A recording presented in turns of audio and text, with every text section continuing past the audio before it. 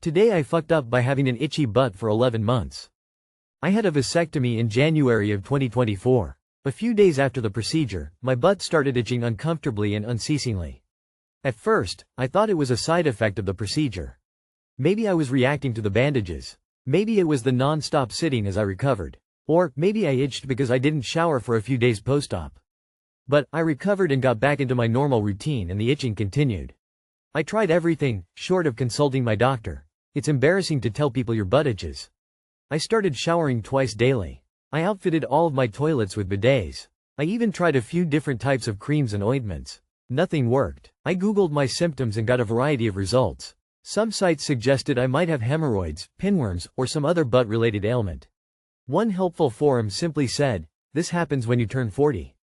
Your butt starts itching. You just have to deal with it." I resigned myself to having an itchy butt for the rest of my life.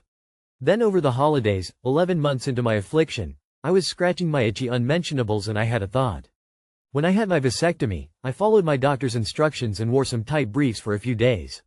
Those briefs became part of my laundry cycle and I wore them regularly. Looking at their tag, they were 20% spandex. Turns out, spandex is a pretty common allergy. I threw out the briefs and the itching stopped within a few days. I'm now itch-free and I'm never wearing spandex again. I was resigned to the idea that I was going to have an itchy butt for the rest of my life, and now I can live a clear, itch-free life again. Too long did not read. My butt was itchy for 11 months. Turns out, I'm sensitive to spandex. I promise that your doctor has definitely heard worse than, "My butt itches." That sounds like a pain in the ass. If any future person finds this on Google, I am in my 50s and my butt has not started itching so far. As my main man Confucius said, "One who go to sleep with itchy butt wake up with stinky finger." I can't get over that you refused to go to a doctor's skull. It's so hard to find 100% cotton underwear these days. I can still find some that are 95% cotton. Those are the most comfortable. Today I fucked up by giving one of my students a ride home. So, this happened about 8 years ago. I was a junior high teacher at the time. I'd built a rapport with most of my students and their parents and had come to respect them and they me.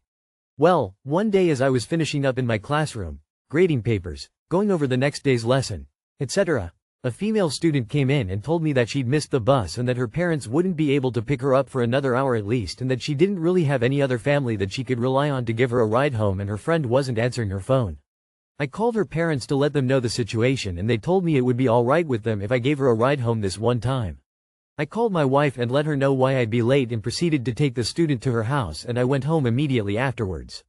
Fast forward about 3 days later and I was called in by the principal and he and the superintendent sat me down and told me that what I'd done was against school policy and that it was highly inappropriate and sets a dangerous precedent, or some nonsense like that. I told them that I had called her parents and they said it was okay.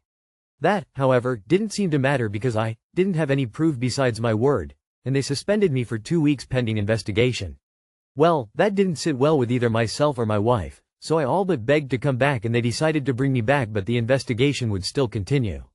Cut to about a week and a half later and they told me that because what I did was, technically, against school policy they had grounds to fire me so they did. I finished up the semester and left on good standing with my students and my colleagues. I don't blame the student because the circumstances that led to her situation were out of her control but I do suppose I should have thought of a different way to handle it. Either way I did get a pretty decent severance package, so I suppose there's that. I also asked a lawyer if I had a decent case for wrongful termination, but he said that even if I did it would cost more than it's worth to pursue. So, if I had to attribute a lesson to all of this it would probably be that no good deed goes unpunished and that there are always those who will judge before they get all of the information. Too long did not read. I gave one of my junior high students a ride home because she didn't have anyone to pick her up and the powers that be saw fit to fire me because it was against policy. When I was student teaching, I had to take an ethics class and learn about different ways teachers get suspended or reprimanded. Driving kids to, from school was a big one, alcohol use was another big one. I still have coworkers who give kids rides to and from school, but I would never. Would the phone call from your phone to the parents on the same timeline not be a form of proof? How did the school find out you gave her a ride home?